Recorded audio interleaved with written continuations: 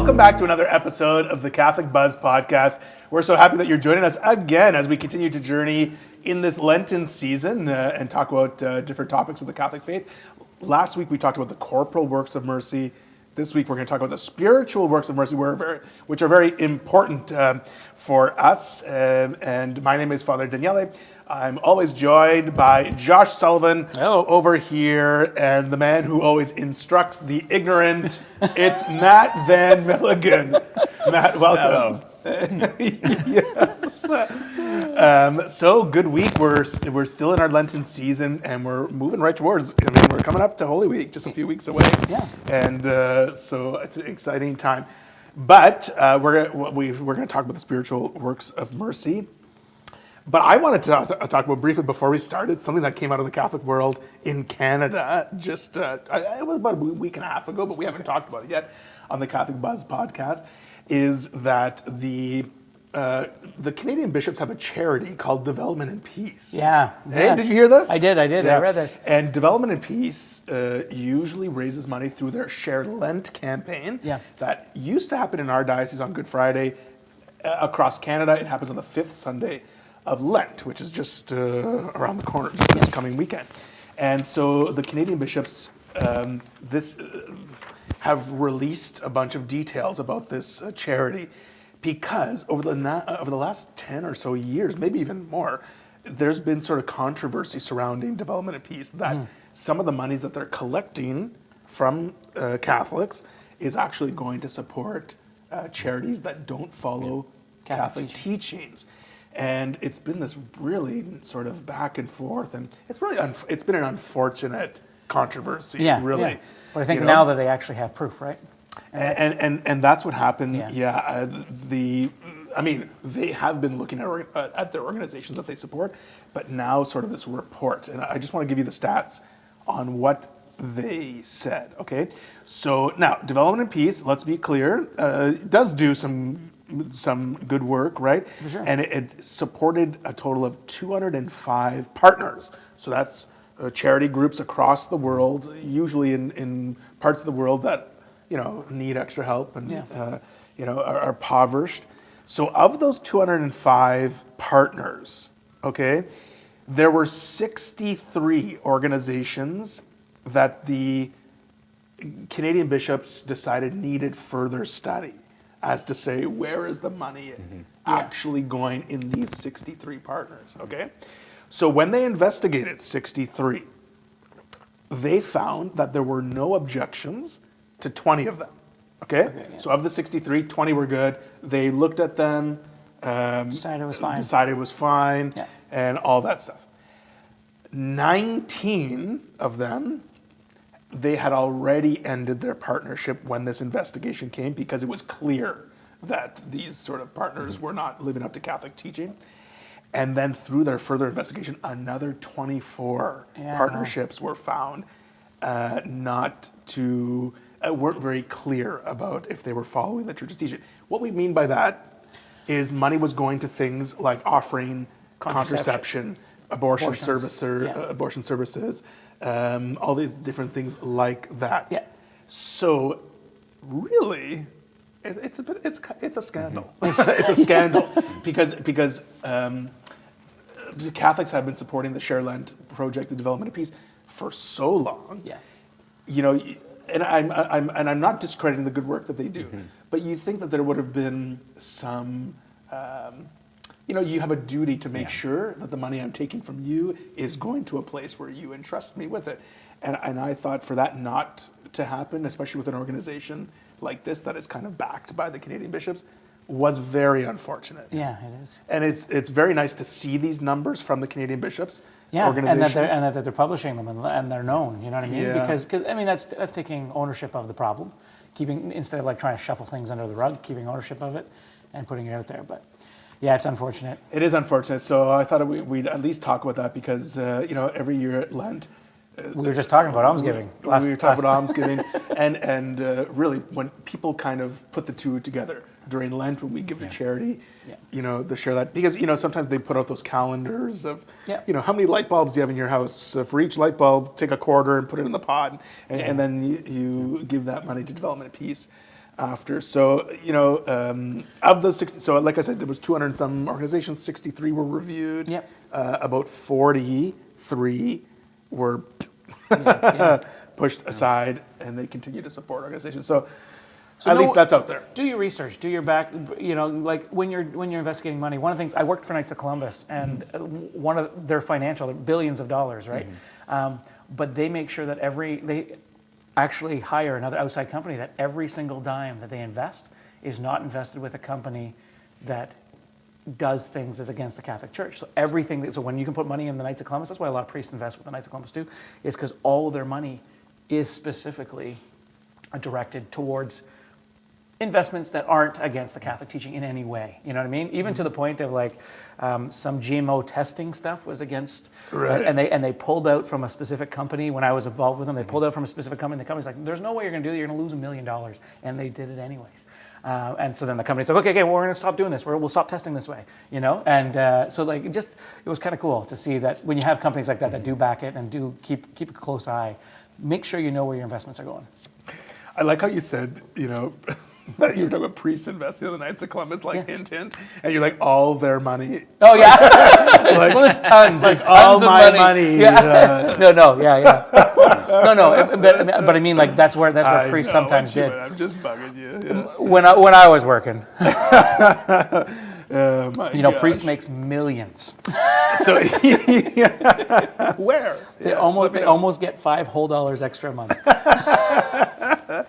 So today we're moving on. Last week we had a good conversation on the corporal works of mercy. So I've been thinking a lot about them this week, and this week we're doing the spiritual works of mercy. Yeah. So again, last week was sort of the tangible things that we can do. Not to say that spiritual works aren't tangible, but these are sort of more, to use a Matt word, efficacious for our spiritual life. Yeah. You like that word? Yeah, I did. So just to quickly, the corporeal are aimed at addressing material needs, whereas the spiritual are addressed at Emotional, towards, spiritual needs. Spiritual needs, yeah. more metaphysical needs. Okay, so again, Metaphysical is the right word. Yes. Just like last week, there were 7 corporal works of mercy. There are 7 spiritual works of mercy. So we'll just go through them and then we'll recap them at the end. So the number for the first one is counseling the doubtful. You want to say something about that, Matt? Sure. I think this is something that a lot of us, like even the fact that we're having this podcast, that we're trying to act in a way that provides support for people who are kind of either just learning about the faith or are somewhere along, the road in their faith. They have questions, they have doubts, they have concerns, they have, and this kind of conversation, this kind of activity is something that was a pretty regular part of our community before COVID, and this is kind of an aim to keep that going. Yeah. But it really is responding to a need that people have concerns, people have doubts, people are interested in the faith but don't really know where to start. One of the works of mercy is to Counsel the to doubtful. fill that need, or is to Yeah, and I really like that because and all of us have doubts. Doesn't mean like of course. we get past those doubts by looking into them, not just really accepting them. Too many people have doubts about their faith. I know when I talk to students in high school and other students, they're just stuck in their doubt, and nothing can break through it. Yeah. Where it's like we have doubts too. We work through them. We learn about them. We talk it out. From people who know, and we grow in trust for Jesus. Yeah. For sure. And the word doubt in a classical sense isn't necessarily a denial or a rejection or a rejection of the truth of something. It could be a concern. Like a lot of times people equate kind of doubt and skepticism. Yes. That these are the same things. That it's like if you're not fully convinced of the truth of something, or if you're not, then you still be in doubt. Yeah, you can. There's a healthy doubting that allows you to ask the questions that lead you to truth. Can I say too, understanding too, and this is where I'm going to say, as good Catholics, good Christians, we should be reflecting on our lives on a daily basis if we can, but also asking for God for things, and then looking for His response. Because when we have those responses, I mean, we talked about we were not going to be moving to Thunder Bay. We asked, and God gave us some signs, and I've used that. It's very clear evidence to me that God has a path for us, and it was to go to Thunder Bay and He was very clear. But I can use that then to counsel the doubtful. You know what I mean? Like just saying, oh, this is how God has worked in my life. Here's some mini miracles or the way that God has spoken to me. But I can do that when I'm reflecting on it and understanding that, oh, that's where God is moving in my life. Oh, look how God has worked in my life. If I don't ever look at that, so you got to ask and then look for the answer, as we talked about a couple weeks ago. Yeah, and on that topic, I want to encourage people who and not that there's anything wrong with this, but who are Catholics who just come to Mass on Sunday. Yeah. I want to encourage them to get involved with something like something else during the week in their parish if it's available, because that's when coming to Mass obviously is the sort of pinnacle of our prayer. It's where we come to encounter Jesus. But then to continue that conversation somewhere else during the week, like in a prayer meeting, Bible study, exactly, that prayer kind of meeting, Bible study. We have some of our RCIA going on. There's a lot of conversations happening there. Yeah. We have programs for young people and when they come together, what do? We talk this doubt out. We talk about these themes. We try and people don't realize adults can come to these things and help volunteer and help. You know what I mean? Like if you have a gift for that kind of stuff, but you don't have to be the know-it-all with the answers. You're just being an adult there, loving the teenagers or loving whatever. If that is available and that is one of your gifts, you will learn through what the teenagers learn. You know what I mean? Like it's areas that I think it's important that something secondary should support our Sunday Mass experience, right? Yeah. And if there's nothing for you in your age group at your church, get it started. Make something. Get it started. Okay, number 2. That was long. Yeah, number 2. This is Matt's area. Instructing the ignorant. Yes, this is. So start up your own podcast, and he's the instructor. I'm the ignorant. That's what I mean. Yeah, get two guys on it. I'm just going to bypass that whole character assassination, but again, just to distinguish, like the classical sense of ignorant isn't the a lot of times like ignorant is used in a pejorative sense that you're calling someone ignorant.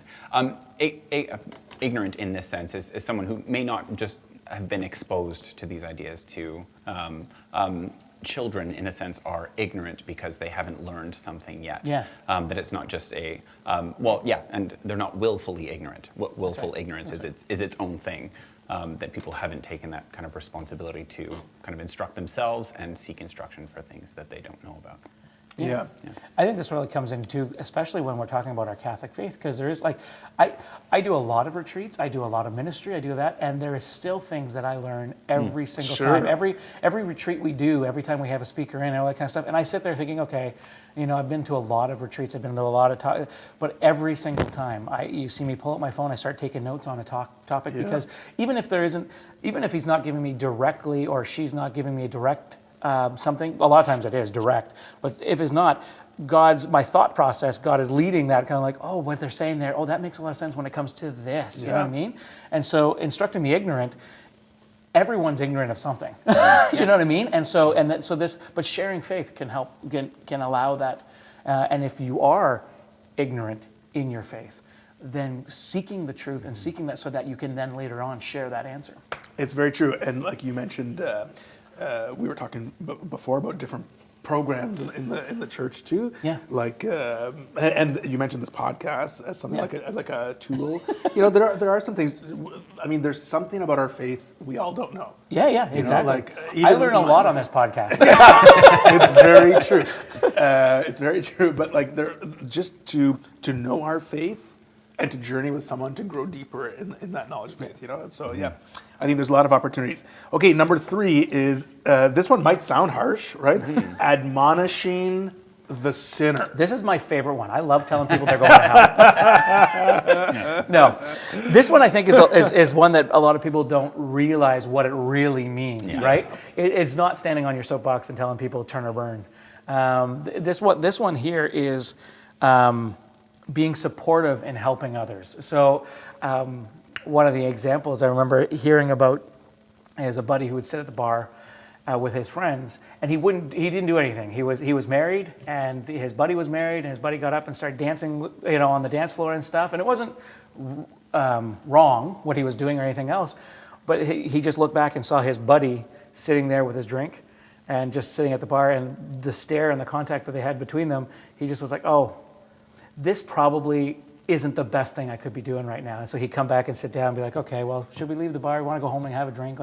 Because what he was doing might have been a little provocative or a little bit more, outside of what he should have been doing. But his buddy wasn't specifically admonishing, like not telling him you're going to hell or doing anything. Right. All he was doing was being there, being supportive, but not supportive of what was happening, just being supportive of his buddy and sitting there and listening. And his buddy figured it out on his own, And this is one of the ones too that you kind of need to be careful of. That it's, yeah. I imagine a lot, like there are some people on social media who they would say that this is my work of mercy, like this is the one for me, and in the comment section telling everyone what they're wrong about. Yeah. And viewing this in isolation, I think there's a real danger to people kind of taking it upon themselves that I'm the voice. I'm going to admonish all the sinners, in my sphere of influence. Whereas I think it's almost the other way around. That there is a communal call for us to call one another to holiness, like that. Yeah. That I'm blind to some sins in my own life that I would like people to bring my attention to. Yeah. But I want that to be someone that I trust. That I want that to go hand in hand with that they're the same person who counsels me when I'm doubtful. They're the same person who has my best interests in mind, has my best spiritual interests in mind, which I don't think you necessarily see in a lot of the kind of vitriol that people tend to share, or something that can look like this but isn't done necessarily in the spirit of a work of mercy. How did Jesus admonish the sinners? Right? Mm-hmm. Is like he sat down with prostitutes, tax collectors who are stealing, prostitutes who are obviously, we know what they're doing, but like that whole thing. How did he admonish them? Did he admonish them by standing up there saying turn or burn? No, he didn't. He loved them. That's all he did. You know what I mean? He sat there and he showed them that they're a real person and that they aren't their sin. Yeah. And by showing them that they're God created them and they aren't their sin, they're not known by their sin to him in his eyes. He loves them. That's how you admonish the sinner, by loving them who they are, and separating them from their sin. Yeah.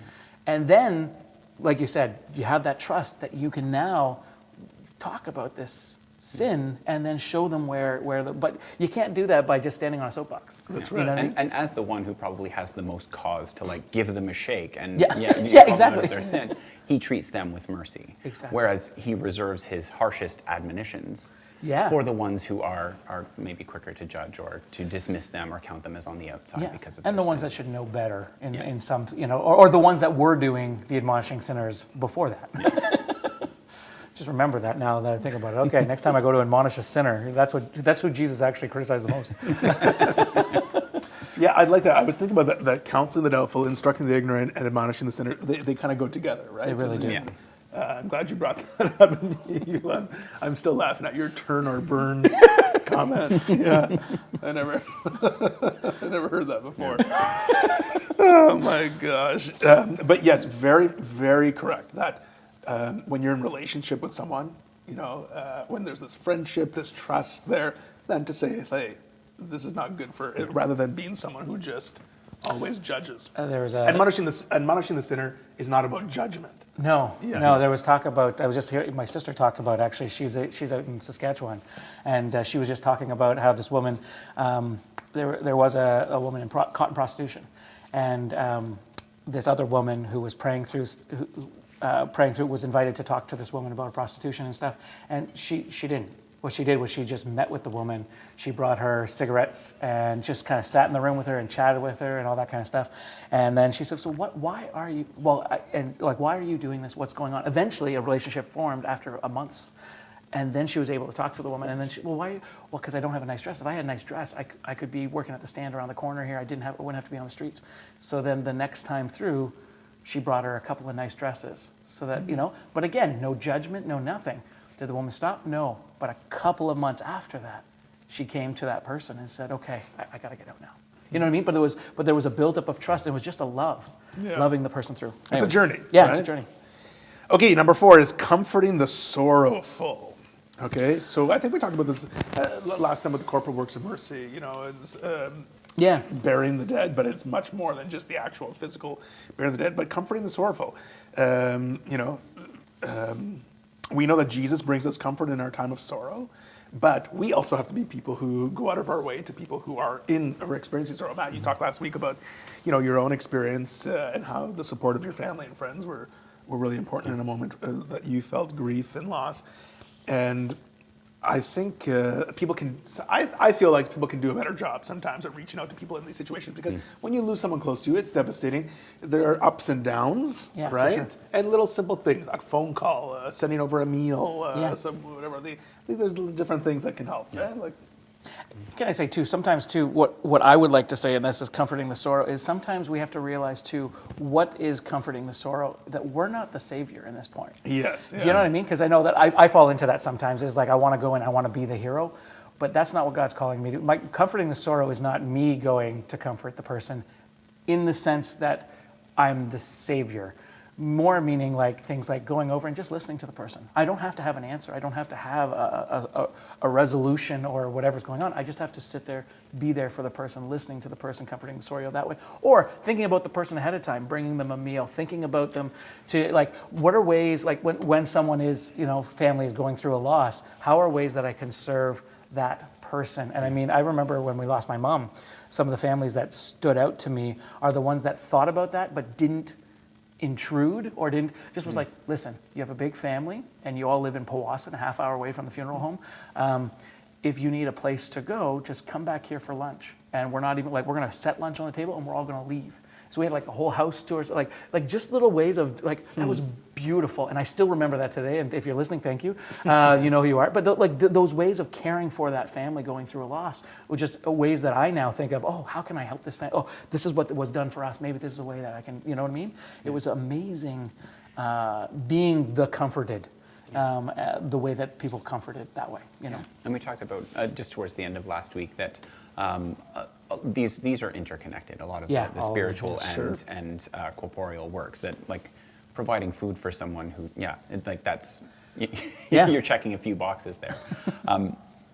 But what I wanted to say is that if on the theme of kind of clarifying word uses, like the biblical use of comfort, like we talk about comfort, that it's like you have like a big comfy chair, a big the comforts of life. But like the biblical sense of comfort my people, says the Lord. Like what is providing that comfort? It's the good news of the gospel. It's the that all of our kind of, when we comfort the sorrowful, the big part of that, when you're in a position of sorrow, and we had a podcast on kind of pain and suffering, that you're not particularly well disposed to see the whole picture. That whatever is causing that sorrow, whatever is causing that pain, can put blinders on you. So having that community, having that support, having that comfort from the outside, giving you some kind of context, perspective, and care, can really help you through that situation. Community is amazing. It really is. I don't know what I would do without it sometimes, True. Okay, we're going to move on to the next one. Number 5 is forgiving injuries. And I'm going to tie this in, if you bear with me, with number 6, forgiving injuries and bearing wrongs patiently. Because I think the two they really fall in. Yeah, they're tied. So I know we talk a lot about forgiveness. Sometimes forgiveness is hard to forgive people who trespass against us, right? But also bearing wrongs patiently, which is number 6. I mean, sometimes we just hold a grudge. Yep. Yeah, when people do something wrong to us, and I think that's why the two of them go together, because we find it difficult to forgiving someone. But even if we say we've forgiven someone, we still hold this animosity or this, these bad feelings towards people, and it's a real spiritual gift to be able to forgive, but to be able to let go. Yeah.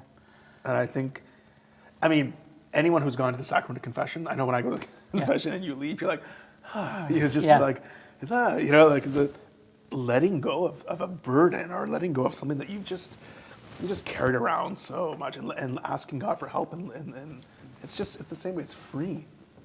So I think the two go together. And a lot of times too, like you're saying, I believe that they go together. When you come into an altercation with another person, there's like this ugliness between us. Let's say me and you have a disagreement, or there's an injury caused between us here. There's an ugliness that also ties us together. And so this ugliness, the situation, whatever it may be, ties us together.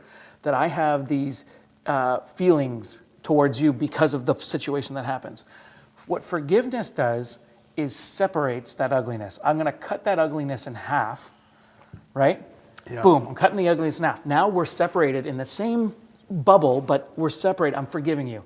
Whether you accept the forgiveness or whether maybe you're the one who has to ask for forgiveness, whether you've asked for forgiveness or not, I'm going to forgive you. Yes. That's cut now my tie. And then I got to pray for the next thing, which is bearing wrongs patiently, which is letting go and letting God. So, but now I've forgiven, I can cut that, I'm out. Now I'm by myself, and now I have to let go. So now I got to let God take care of the ugliness that's still attached to me, and then I can let go. But like for both of these, forgiving injuries and bearing wrongs falsely, I understand where it comes in a community part of you, but I think those are the most internal parts. Yeah. Helping obviously the community, helping other people, but for me that would be where it's internalized. You know what I mean? It's helping the internal. You ever think you've forgiven someone and then you run into them and you just feel like you want to tear their head off? Yeah, just at the sight of them, you're like, ah. Those are two different that's things. Something going on inside, like you said. Yeah. Letting go and letting God, but that's where so you could forgive them, and sometimes it's saying the forgiveness, saying I forgive you, Lord, help me. Then the next step though is asking to let go. Yeah. And there are some awful sins that have been committed, and sometimes it's really hard, and sometimes there's mentally damage and all that other stuff that can come along.